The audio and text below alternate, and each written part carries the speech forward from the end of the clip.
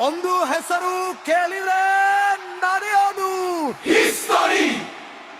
ಒಂದು ನಾಡಿಗೆ ನೋಡಿರ ಬಜಾರಾಗೋದು ಡೆಸ್ಟಿನಿ.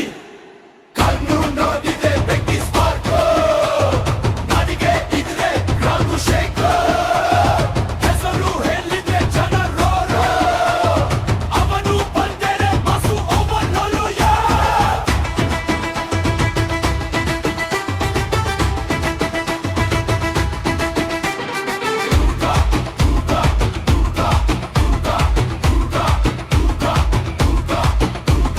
ರುದ್ರ ರುದ್ರ ರುದ್ರ ಹಿಡಿದ್ರೆ ಫೈರ್ ಸ್ಪ್ರೆಡ್ ರುದ್ರ